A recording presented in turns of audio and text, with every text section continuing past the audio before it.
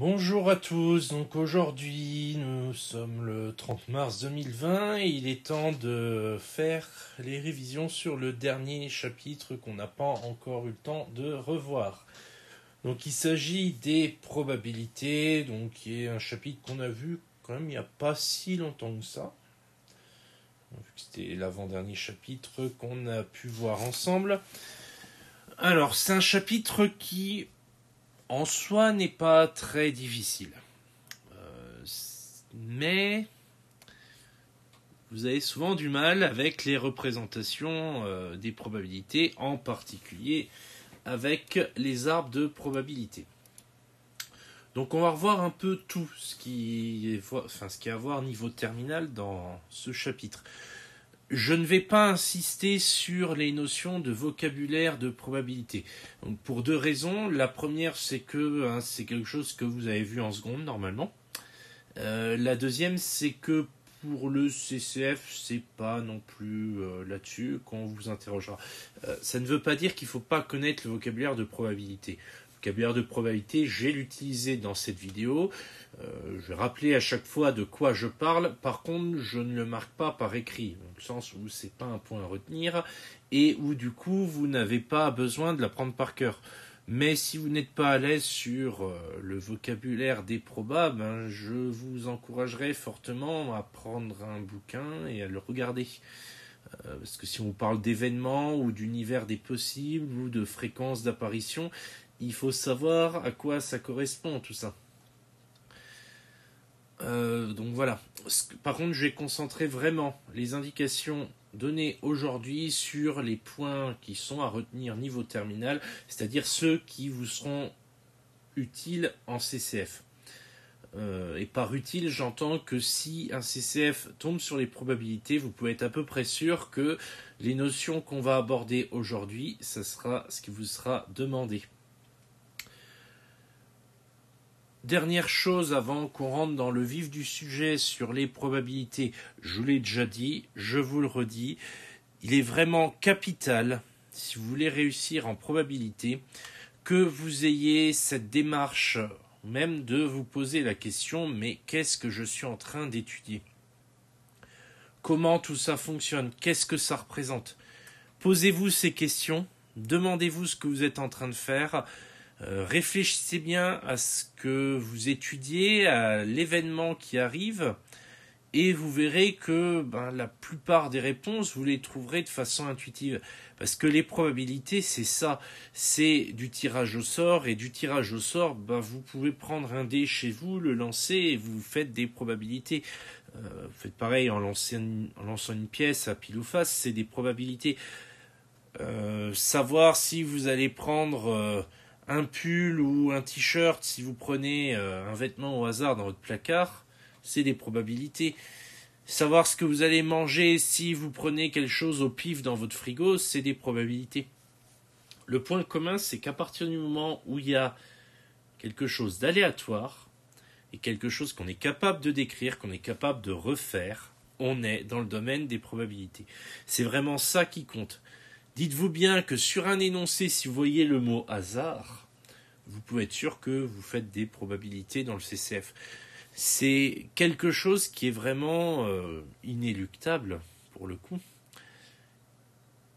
On associe la notion de probabilité mathématique à toute la thématique du hasard. Dès qu'il y a tirage au sort, du hasard, notion de chance, tout ça, c'est en lien avec les probabilités. La condition pouvoir étudier en mathématiques, c'est qu'on ait un événement qui soit suffisamment bien décrit, ce qui sera forcément le cas en CCF puisque vous avez quelque chose de très précieux qui s'appelle un énoncé, dans lequel on vous décrit tout ce qui se passe. Donc ça, pour le coup, suffisamment bien décrit, c'est quasiment toujours le cas. Et ça doit être reproductible. Alors quand on dit reproductible, ça veut dire que la description de l'événement fait que si on voulait refaire la même chose, la même expérience aléatoire, on pourrait parce qu'on sait ce qu'il en est. Ça ne veut pas dire que c'est techniquement possible. On peut très bien calculer la probabilité qu'une météorite s'écrase sur un l'étape. parce que décrire l'événement une météorite s'écrase sur un l'étape, c'est possible. Par contre, du coup, pour le refaire en vrai, c'est pas très pratique parce qu'on n'a pas des météorites sous la main. Mais au niveau de la description, on a décrit l'événement, on peut calculer la probabilité. Je vous rassure, elle est très faible. Donc on a toutes les conditions qui vont bien pour pouvoir se lancer sur des probabilités. Donc, maintenant que cette petite introduction a été faite, passons, on va dire, à savoir ce que c'est qu'une probabilité. Alors, une probabilité, j'ai déjà donné quelques éléments, mais on va pouvoir en dire plus. Une probabilité, et là je parle au sens mathématique. Au sens mathématique, c'est un nombre entre 0 et 1. Ça, c'est vraiment une condition absolue. Vous ne pouvez pas avoir de probabilité qui ne soit pas comprise entre 0 et 1. On peut préciser que ça donne entre 0% et 100%. Ça revient au même, puisque 0 égale 0% et que 1 égale 100%. Mais autant avoir bien ça en tête. Donc déjà, ça vous savez d'emblée, si vous faites un calcul de probabilité, que vous trouvez quelque chose inférieur à 0 ou plus grand que 1, il n'y a pas à réfléchir, vous avez faux. C'est obligatoire, ça ne peut pas exister. Probabilité toujours comprise entre 0 et 1. Sachant que 0, c'est pas possible, c'est l'événement impossible, et 1, c'est l'événement qui se produit tout le temps, donc l'événement certain. Donc ça, c'est la première chose sur ce qu'est une probabilité. On va pouvoir dire encore un peu plus. Deuxième chose qu'on peut dire, et c'est une autre propriété, c'est que la somme de toutes les probabilités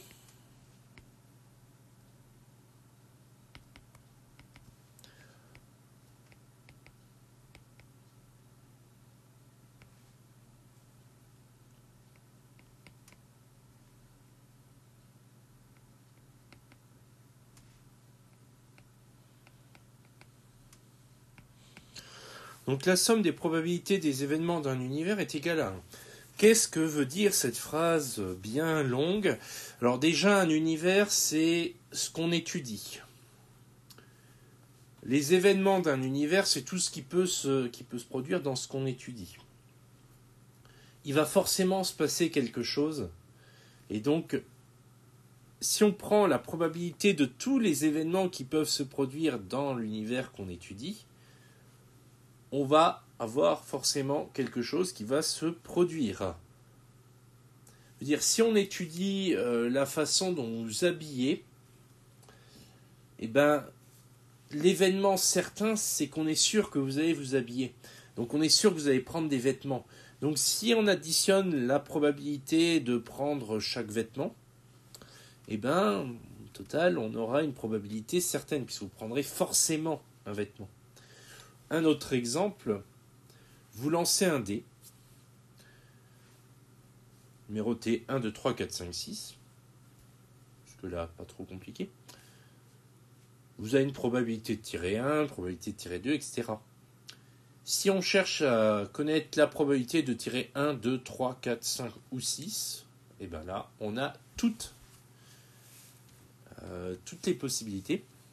Donc du coup, si on additionne la probabilité de tirer 1, la probabilité de tirer 2, celle de tirer 3, celle de tirer 4, celle de tirer 5, celle de tirer 6, on a forcément l'ensemble des probabilités qui existent, l'ensemble des chances concentrées au même endroit. D'où le fait que quand on fait cette somme de toutes les probabilités de tous les événements de l'univers qu'on étudie, on tombe forcément sur 1. Et ça, c'est la deuxième propriété qui va définir une probabilité. Maintenant, bien évidemment, il nous reste quand même la formule.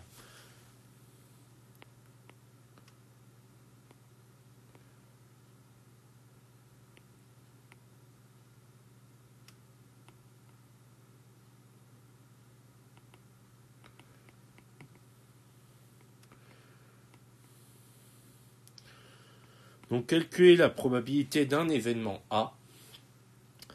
Ça va se faire avec cette formule, donc P de A, déjà ça c'est la notation.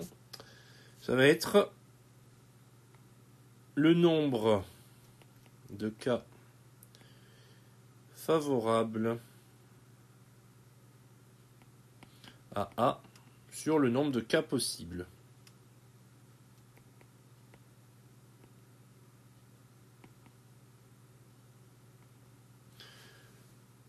Et ça, cette formule-là, elle est vraiment capitale. Parce que celle-là, c'est celle qui définit toutes les probabilités. Il faut l'avoir. Si vous avez un CCF sur les probas, vous aurez forcément cette formule-là utilisée à un moment donné. C'est obligatoire. C'est la formule de base des probabilités. C'est celle qui va permettre de définir une probabilité, d'avoir les premiers éléments de calcul, avant même d'utiliser les grosses formules de calcul qu'on verra un peu après. Avant toute chose, c'est cette formule-là, celle qui définit la base. Vos événements de base se calculent avec cette formule. D'où son importance. Là-dessus, s'il y a vraiment une formule que vous devez apprendre par cœur en probabilité, c'est vraiment celle-là. Vraiment, ça, c'est incontournable. Pas le choix. Ceci étant dit, maintenant qu'on sait tout ça, on sait ce que c'est qu'une probabilité. On va se demander comment on peut les représenter. Alors, qu'est-ce que j'entends par représenter ? C'est en fait mettre tous les événements dans un système clair ou avoir quelque chose qui va nous permettre de comprendre ce qui va se passer. Alors, on a deux choix. Soit le tableau de probabilité,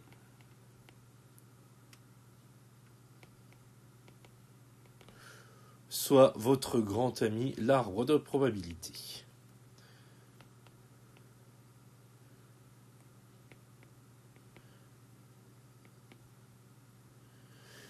Alors je ne le mets pas en rouge parce que ça, vous ne devez pas connaître par cœur le fait qu'on représente avec un tableau, avec un arbre. Ce que vous devez connaître, c'est savoir comment on construit le tableau et comment on construit l'arbre. Donc après, c'est à vous de voir si ça rentre pour vous dans ce que vous apprenez par cœur ou pas.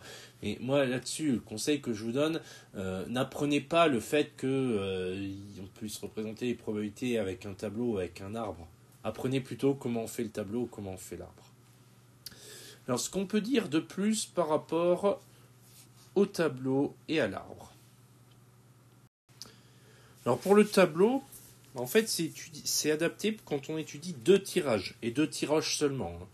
Après, il peut y avoir plusieurs possibilités pour chacun des tirages. On peut avoir un tirage avec deux possibilités, un autre avec 6 possibilités. Ça, il n'y a pas de problème. Mais dans un tableau, on ne peut étudier que deux tirages. On ne peut pas en étudier moins, on ne peut pas en étudier plus. Tout simplement parce que les colonnes vont servir pour un tirage et les lignes pour l'autre tirage. Et chaque case va être la combinaison, un résultat du tirage qu'on a représenté sur les lignes et de celui représenté sur les colonnes. Ce qui fait en fait que chaque case du tableau correspondra à un résultat possible. Alors dit comme ça paraît pas forcément clair, mais quand vous avez un tableau sous les yeux, ça présente aucune difficulté parce que c'est de la lecture toute bête de tableau. Franchement, le tableau, c'est pas dur. On en a déjà fait quelques-uns, c'est vraiment pas dur, ça tombe pas si souvent que ça parce que c'est pas non plus l'élément le plus marquant du chapitre, mais si vous en avez un, je me fais pas de soucis sur votre capacité à le lire correctement et à vous en sortir avec. Un peu plus compliqué, quoique, c'est l'arbre. Alors l'arbre, qu'est-ce qu'on peut en dire ? Alors qu'un arbre, c'est adapté pour étudier deux tirages ou plus. Donc, quand on a un tableau, on peut avoir un arbre. L'inverse n'est pas forcément vrai, puisqu'on peut étudier 3 tirages, 4 tirages, même plus. Attention toutefois, plus il y a de tirages, plus votre arbre devient compliqué. Généralement, on s'arrête, dans l'objectif CCF, j'entends, à 2 ou 3 tirages, parce que au-delà, tracer votre arbre est particulièrement délicat. Par contre, si on vous demande d'étudier un arbre, là, il n'y a pas de souci. On pourrait vous donner un arbre très gros. Il n'y aurait pas de souci à ce niveau-là. On dit encore une fois, quand on dépasse les 3 tirages, ça commence vraiment à devenir particulièrement compliqué pour lire les arbres.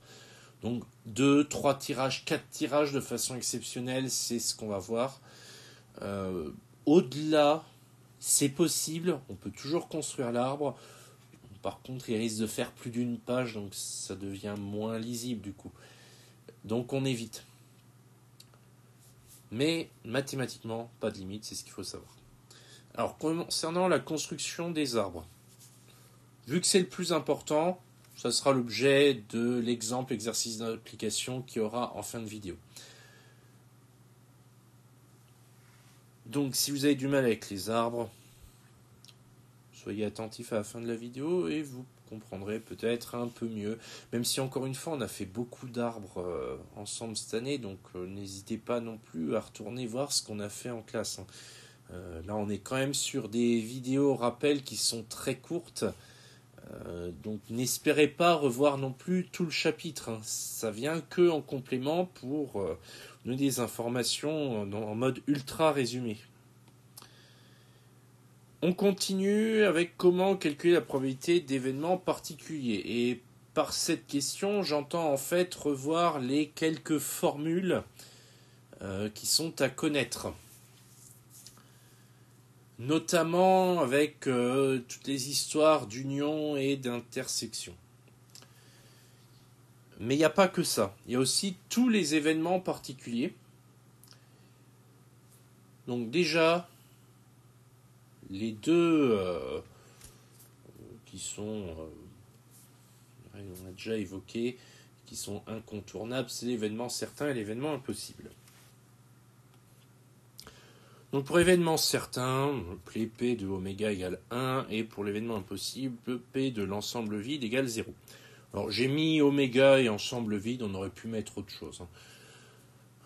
J'ai mis oméga pour l'événement certain, tout simplement parce qu'oméga c'est l'univers des possibles, donc si je prends tout ce qui est possible, j'ai forcément un événement certain. Et si j'ai pris l'ensemble vide pour l'événement impossible, c'est tout simplement que dans l'ensemble vide, rien n'est possible, donc du coup, probabilité de 0. Mais en termes de notation, encore une fois, suivant l'exercice, ça peut être tout à fait autre chose, vous pouvez l'appeler A, B, comme vous voulez, il n'y a pas de règle non plus. Le troisième événement particulier qui revient assez souvent, c'est l'événement contraire. Alors l'événement contraire de A par exemple, on le note à barre.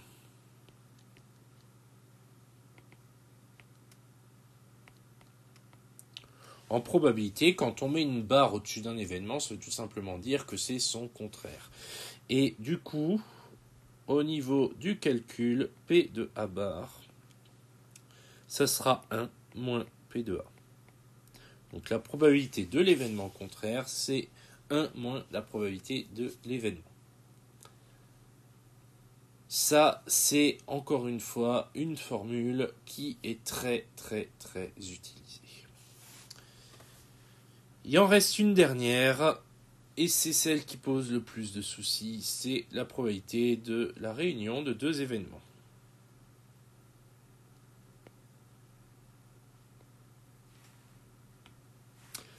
Donc la formule, c'est P de A union B, la réunion c'est le symbole union, c'est égal à la probabilité de A plus la probabilité de B moins la probabilité de l'intersection, donc de A inter B. Alors, je vous rappelle que quand on parle de la réunion de deux événements, comme c'est le cas ici, P de A union B, donc ça veut dire qu'on a A ou B qui se réalisent. On peut avoir les deux en même temps, mais c'est pas obligé.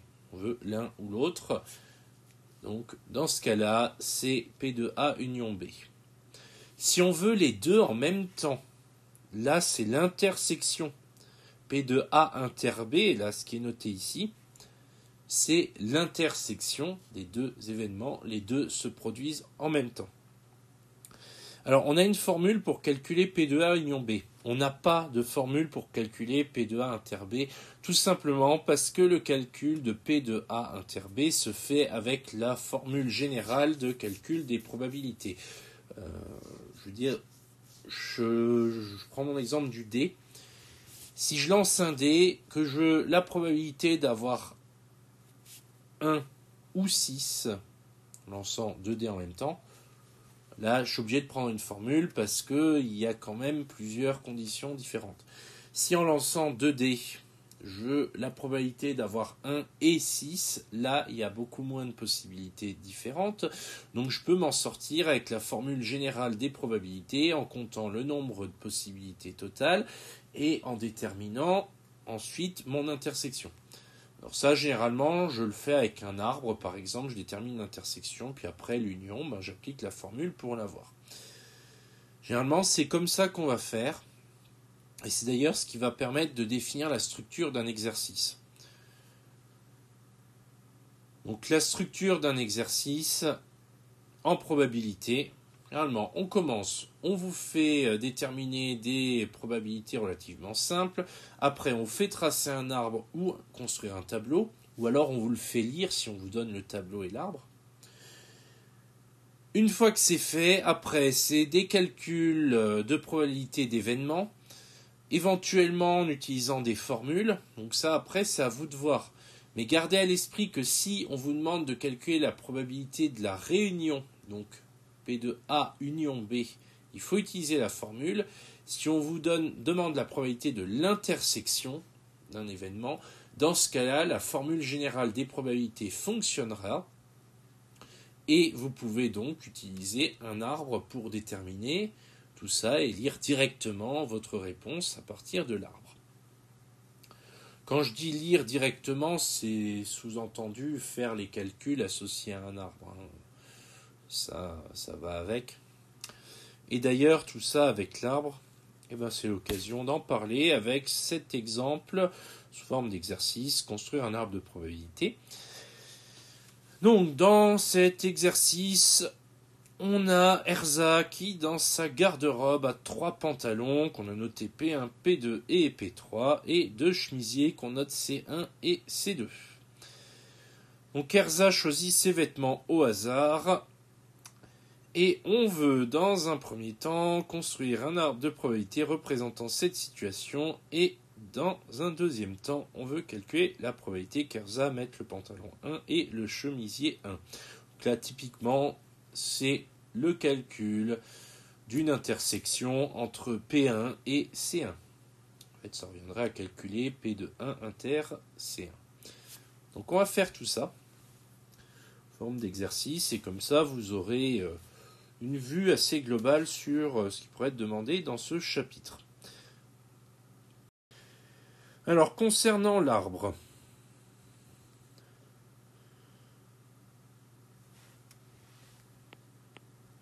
eh bien, dans un premier temps, Erza, elle va dans sa garde-robe, elle se dit, je prendrai un chemisier. Donc si elle prend un chemisier, vu que c'est au hasard, elle va prendre soit C1, soit C2.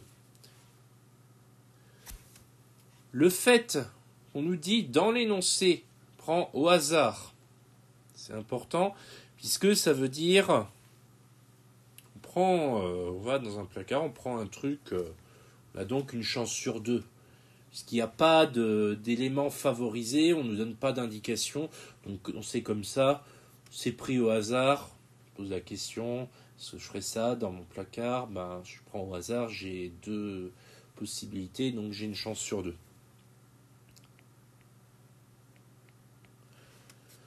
Donc voilà pour le premier tirage, le choix du chemisier. Ensuite, deuxième tirage, le choix du pantalon. Donc là, elle prend P1, P2 ou P3.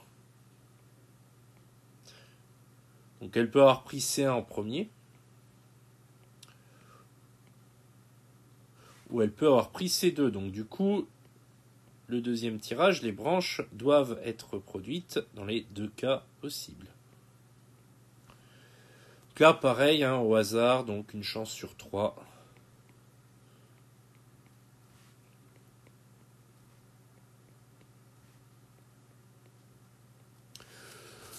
Donc voilà. Petite précision, on aurait très bien pu commencer par les pantalons et mettre les chemisiers après, ça n'aurait rien changé, l'arbre aurait été légèrement différent, mais à la fin, les réponses auraient été exactement les mêmes. Donc pas de problème à ce niveau-là, il n'y avait pas de notion de elle prend le pantalon en premier puis ensuite elle prend le chemisier. Non, là on dit elle prend un pantalon et un chemisier. Donc l'ordre importe peu, donc du coup on fait l'arbre dans le sens qui nous arrange, ce qui ne changera rien aux résultats finaux. Donc ceci étant dit, maintenant question de calculer la probabilité qu'Erza mette le pantalon 1 et le chemisier 1. Donc, pour qu'elle prenne ici. Si elle prend le chemisier 1, il faut qu'elle aille là. Et ensuite, pour qu'elle prenne le pantalon 1, il faut qu'elle aille ici. J'ai emprunté un chemin avec un demi et un chemin avec un tiers pour me retrouver ici. Donc du coup, la probabilité qu'elle prenne le pantalon 1 et le chemisier 1, bah on la note P de 1 inter C1, puisqu'on a bien le et. Et là, du coup, on est passé par un chemin qui portait un demi